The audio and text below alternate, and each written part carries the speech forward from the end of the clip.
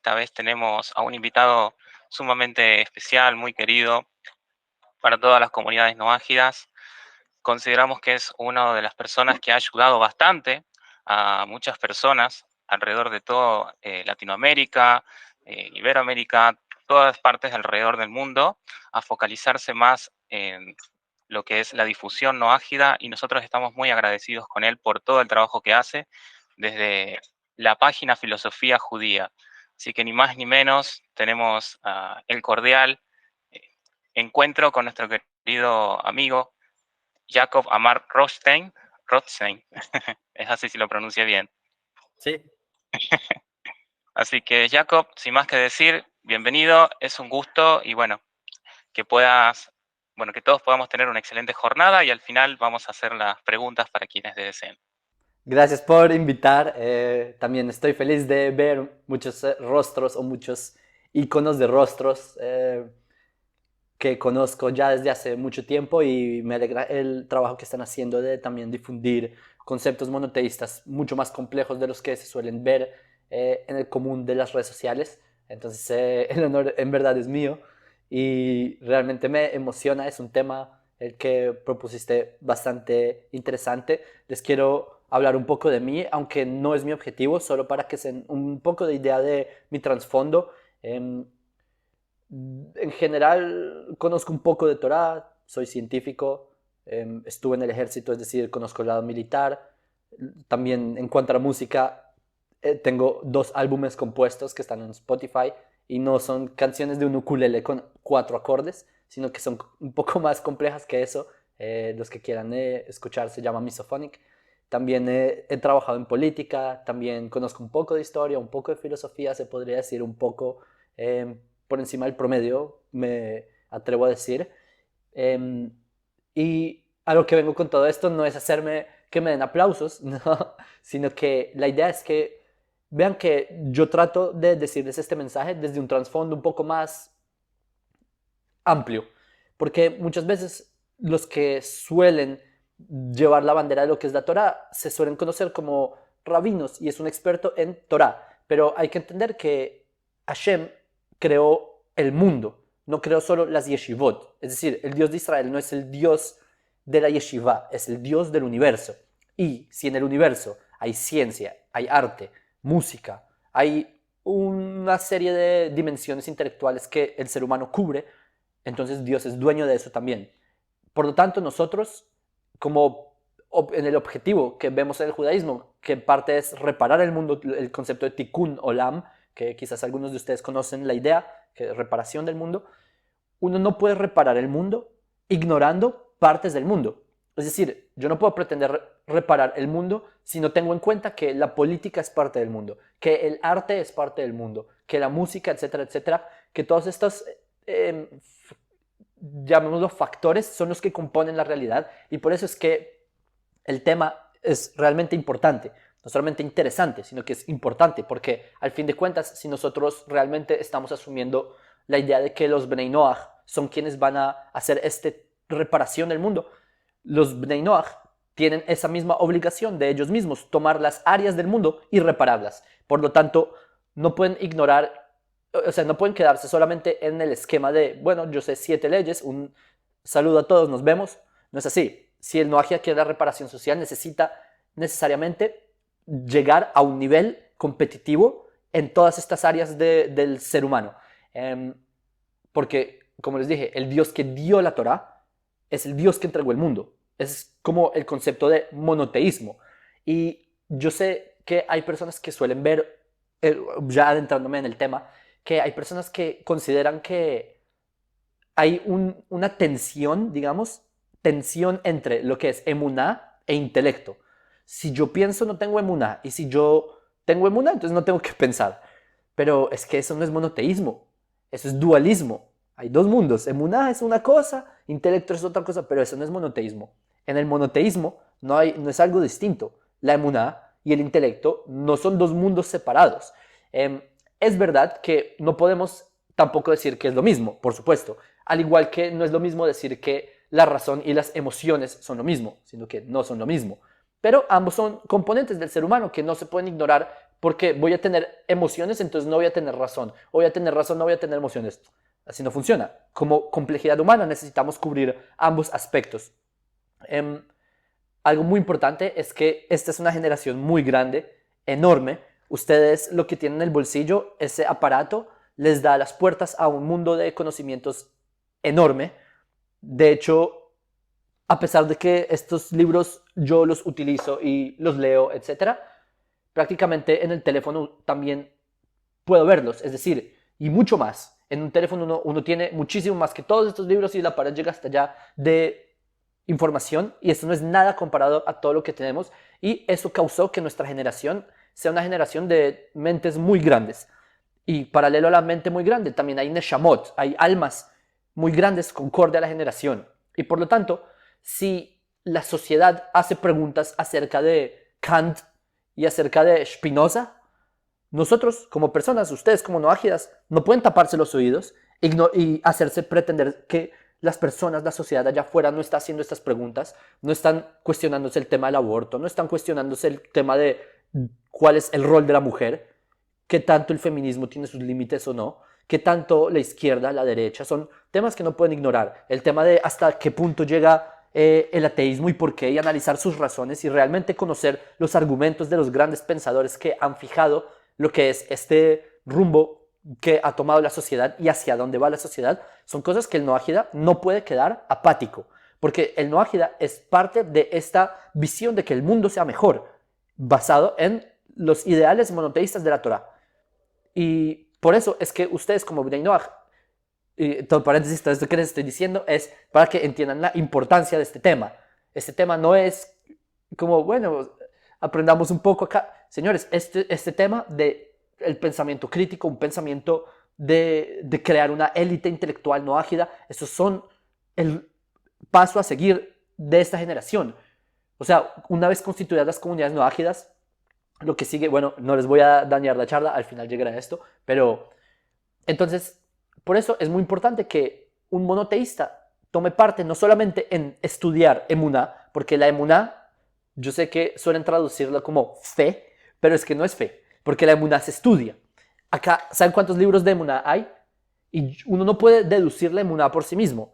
La emuná se estudia. Esto es emuná, emuná, emuná, emuná, emuná, emuná, emuná. Se estudia porque implica que la razón humana también tome parte en entender por qué de este sistema que Hashem entregó al mundo, etc. Entonces, a pesar de que un noágida, por definición, debe inmiscuirse en lo que es el conocimiento de la emuná, también no puede dejar de lado lo que es la, llamémoslo, investigación o los campos de investigación, bien sean tanto a nivel científico como a nivel filosófico, sociológico, etc. El noágida no puede ignorar estos aspectos. ¿Por qué? Porque, como les expliqué, solo piensen que, y esto está escrito en Midot HaReya. Midot HaReya son textos del Rav Kook, ¿sí? Este es uno de los capítulos llamado Emuná, en el capítulo 15. Él ahí dice, ahí el Rav Kook escribe, no, se los resumo para no extenderme mucho por cuestiones de tiempo, que si una persona no tiene cuestionamientos, una persona no se cuestiona cosas de la vida, es una persona que no tiene emuná. Solo piensa en la ecuación. Si una persona en verdad tiene emuná y sabe que Hashem tiene las respuestas, esa persona no debería tener miedo a abordar el conocimiento, a preguntar, a salir de su zona de confort. Porque si en verdad la Torah es verdad, ¿por qué me daría miedo hacer preguntas difíciles? Incluso sobre la Torah, incluso sobre conceptos monoteístas, tiene sentido. En cambio, una persona, un dogmático, que no tiene emuná, él se va a inhibir y él se va a tapar los ojos frente a los avances científicos, arqueológicos, académicos, que plantean respuestas o plantean, digamos, llamémoslo descubrimientos, no sé cómo decirlo, que plantean ideas sobre la emuná, sobre la Torá, sobre el ser humano, etc. Entonces, si una persona no es capaz de cuestionarse estas cosas, es una persona con una emuná pequeña, una persona con una emuná grande, es una persona que es capaz de abordar estas preguntas. Eso lo desarrolla Rav Kook más extensamente, pero espero que entendieron esta idea hasta acá. Vamos bien, sí, listo. Veo solo una cara, entonces ahí la de Nehemia, entonces vamos bien, listo. Varios emojis, entonces ya. Entonces, hay un problema. que acá es donde la gente empieza a dualizarse. Que las personas, y este es un dicho que es en hebreo, pero se los voy a decir en español, que las personas estudian, de hecho la palabra es, las personas investigan como si no tuvieran emuná, y tienen emuná como si no hubiera investigación. Entonces, cuando la persona se pone el sombrero de investigador el día de hoy no hay emuná, hoy dejemos todo lo que es el monoteísmo de lado y metámonos en el conocimiento. Por otro lado, hacen lo mismo del otro lado. Dicen, no, ignoremos que hubo tablillas de Gilgamesh, que hay otro par de tablillas sumerias que hablan sobre un diluvio, y digamos que Noé es, digamos, de alguna manera desconectémoslo de la realidad sociológica de esa época. Entonces, aquí tratan de hacer un dualismo con las ideas, pero justamente uno de los mensajes que les quiero dar yo es que no hay que temer a enfrentar estas ideas, y les voy a decir sencillamente por qué. Porque la emuná no contradice la mente, como les dije. Pero el problema es que hay muchas personas que hicieron de la emuná un estudio, un campo, digamos, solo acerca de las cuestiones de la existencia humana. Entonces, bueno, ¿cómo voy a ser feliz? ¿Cuál es la clave de la riqueza? Es emuná, voy a tener emuná en Hashem. Voy a creer en Hashem para tener riqueza, etc. Es perdón, a la punto de vista de la línea ideológica que yo sigo, como ustedes saben, que yo soy muy alineado, tengo mucha afinidad con la perspectiva de Brit Olam, del Centro de Magia Mundial, de Rav Sherki, que es de Rav Kook y Rav Yehuda Leon Ashkenazi, que son una línea, digamos, un poco más amplia de lo que es la idea de emuná.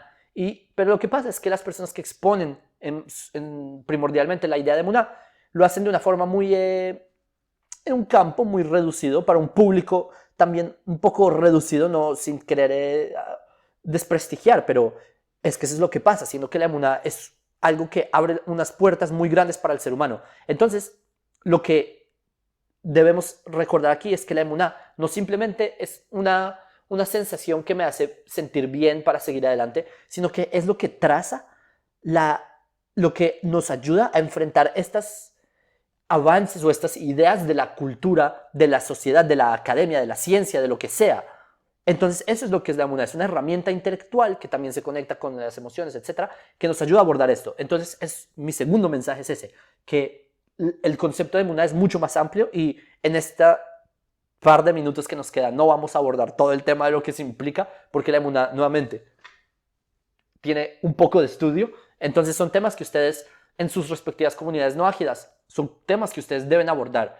Pienso que es muy importante porque es lo que nos traza la línea de cómo abordamos estas, digamos, retos, llamémoslo así, si es que son retos, ¿sí? A mí me parece que no son retos, son herramientas, ya les explico eso. Ahora, ¿qué pasa? Que todo ser humano, llamémoslo así, consume folclore. Todos consumen folclore, ¿verdad? En cierto sentido, a propósito, me dieron la comunidad Noagia de Mendoza me dio un artefacto, llamémoslo así, que es algo realmente, no sé si la palabra es indígena, pero algo realmente local, cultural de esta zona del planeta. Entonces, el ser humano requiere folclore, es decir, tiene unas expresiones que necesita para conectarse con lo que es su esencia.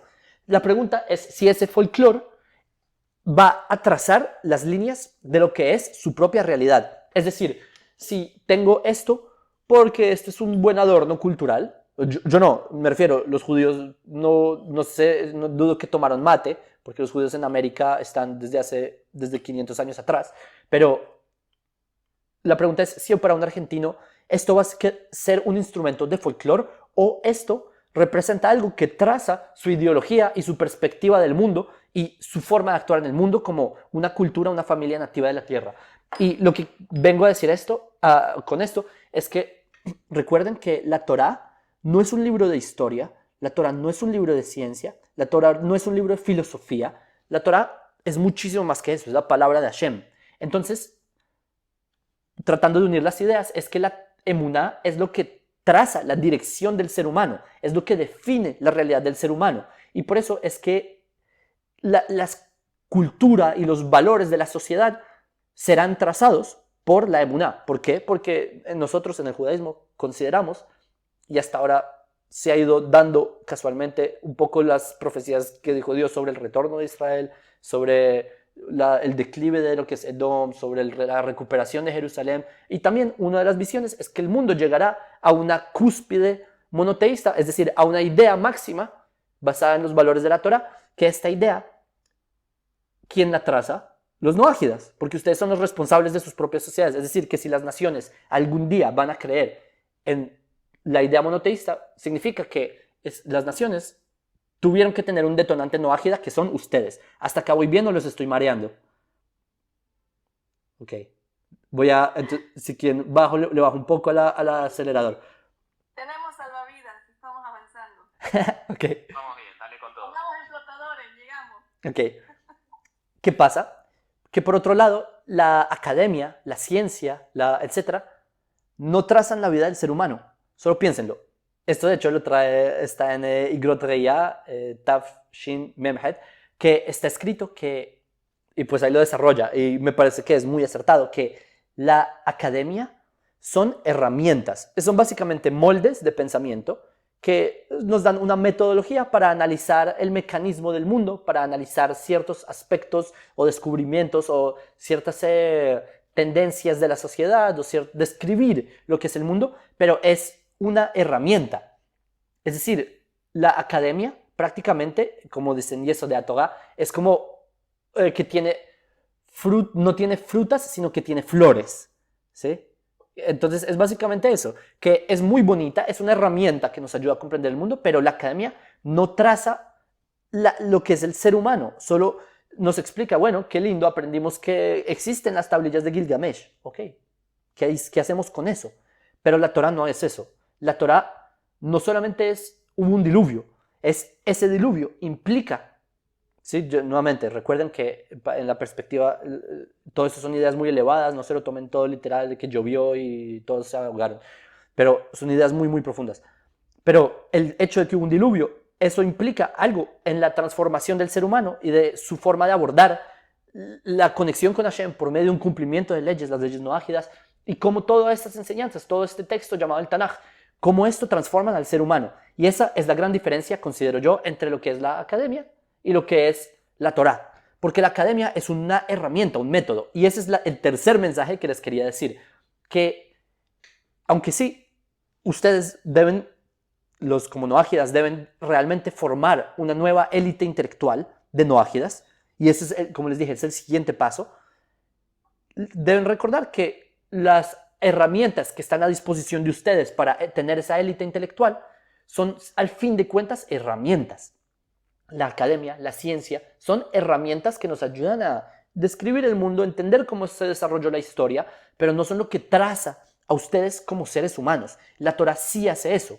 La Torah abarca esas cosas. Por eso es que me parece importante que, a pesar de que sí le vamos a dar un cierto lugar de respeto a lo que es la academia, la sociología, etcétera, la filosofía, al fin de cuentas, son una herramienta. Solamente están a disposición del ser humano para llegar a los objetivos que son trazados por la Torah. ¿Hasta acá vamos bien? Listo. Eso para mí es un sí. Gracias, Eliezer. Entonces, algo que trae Rambam, esto lo escribe en Moreh Nebuchim, en el Guía de los Perplejos. Él trae unos 15 cuestionamientos sobre el método científico de su época, sobre la astronomía particularmente, y la conclusión de Maimónides. Y eso lo dice en su tiempo. Piensen que en la época de él, todos están muy basados en Aristóteles, ¿sí? La cosmología era bastante aristotélica. Salir del molde aristotélico era muy difícil de imaginar. Pero Maimónides, él llega a la conclusión de que muy seguramente este modelo astronómico, posiblemente pueda cambiar, pueda mutar. ¿Qué entendemos de acá? Que el método científico o el método académico está sujeto a cambios.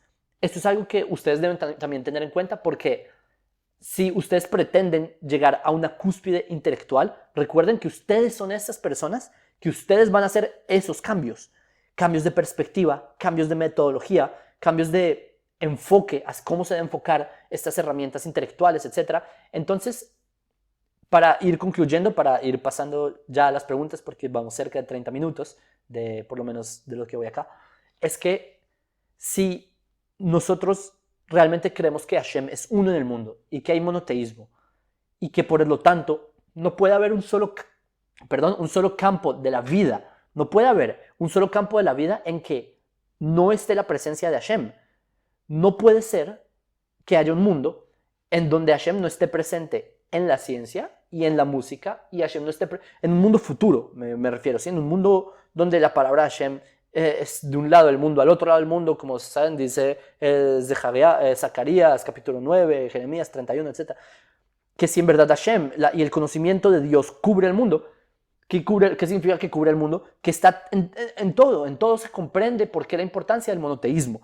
Por lo tanto, ustedes como Bnei Noach, este es como mi último mensaje, es que, bueno, mi penúltimo, tengo un último, pero mi penúltimo mensaje es que ustedes son los que tienen que poner estas bases.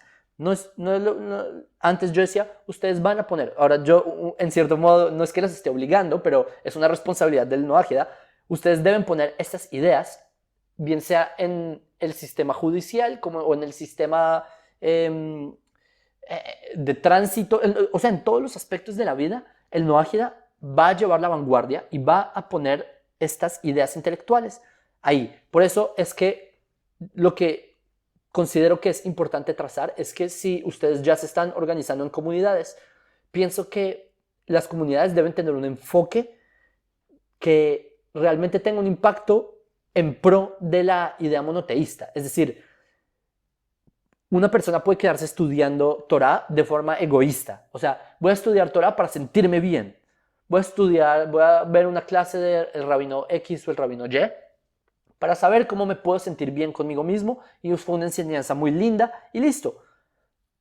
O también yo puedo decir, bueno, voy a estudiar sobre historia, sobre filosofía, etcétera, para sentirme bien, porque me gusta y aprendí y fue una charla intelectual muy linda y ya, un aplauso. O yo puedo decir, no, yo estoy estudiando Torah para transformar el mundo. Yo estoy estudiando de historia, yo estoy estudiando de música, yo estoy estudiando de culinaria, etcétera, cada uno en su campo del conocimiento, de lo que sea, ¿saben? Mecánica, lo que sea. ¿Para qué? Para llegar a esa cúspide intelectual no ágida, hacer ese no ágida que transforma el enfoque en ese campo del conocimiento. Porque eventualmente van a ver, los sabios entre las naciones son los que van a cubrir todos estos conocimientos del mundo, ¿sí? A propósito, esa es una de las ideas de la menorá. Esta no es la menorá, esta de hecho es la Hanukkah, que tiene 9 brazos, pero la menorá está ahí arriba. Ahí está. Que la menorá tiene 7 brazos porque son los conocimientos, ¿sí? Los conocimientos del ser humano. Y en el centro está la Torá y todas las velas van hacia el centro. Todas las llamas van hacia el centro apuntando en señal de que deben ser enfocadas por la Torá. Esa misma idea, a propósito, no son 7 porque sí, también son 7 por los valores universales, etc. Yo he visto bodas no ágidas en donde hay una menorá en representación a las 7 leyes no ágidas, en fin. Pero la idea es esa, que ustedes no se queden en que hicieron una comunidad no ágida para sentirse bien o para no sentirse solos, sino que hicieron una comunidad no ágida para tener un enfoque positivo y tener un impacto real. Y ese impacto real es apuntarle a nuevamente voy a repetir el término por 5ª vez, una élite intelectual. Eso es lo que intelectual me refiero en cualquier campo. También el nutricionismo es intelecto, ¿sí? Un nutricionista, ¿qué es nutricionismo? Comer. Sí, para ser nutricionista se necesita conocimiento científico, se necesita, etc. Entonces, sí, también, desde, como les dije, culinaria hasta el deporte, en todos los campos el Noachida debe cubrir estas ideas, y por eso es que mi mensaje para ustedes es que es ese. Sé que lo hay, ya hay Noachidas de ese nivel, y sé que seguirán habiendo, y sé que ustedes, Bezrat Hashem, que Hashem les dé las fuerzas y la capacidad, y que Hashem les ayude a llegar a poder poner esto en práctica, o por lo menos transmitirle estas ideas a la generación que viene después de ustedes. Quiero cerrar ahora sí con la última de las ideas, y es que esto lo escribe Rambam en Ilhot Avodah Zarah.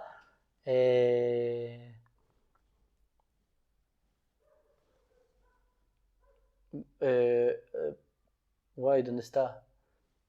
Justamente lo había leído y por eso me llevé el libro y está por allá. Pero el punto es que ahí Rambam en Jodabad Zaga escribe que aún así existe un cierto peligro, entre comillas, y es que si una persona en verdad no tiene esa, digamos, potencia de emuná, ese nivel, no ha ido construyendo de forma adecuada ese mundo de pensamiento, muy posiblemente esta persona también termine quebrándose y termine dejando, entre comillas, la Torah. Existe ese problema, pero aún así Rambam él mismo escribe, el lenguaje que él escribe que es velo jola, ¿cómo es? Velo jola deot, es decir, dice que aún así, en teoría, cualquier persona puede abordar cualquier idea. Ustedes pueden abordar cualquier reto, bien sea un reto a la Torah, un reto a lo que sea, siempre y cuando lo que acá recomienda Rambam es que tengan una guía, un experto que les ayude a desarrollar esto, un experto de Torah se refiere, ¿sí? Porque si hay una persona que es experto en Torah y él puede suplirle a ustedes las respuestas de historia, de todo esto, entonces en ese sentido ustedes pueden ir construyendo un mundo de forma un poco más precavida, digamos. Entonces hasta acá espero que haber explicado medianamente la idea y bueno.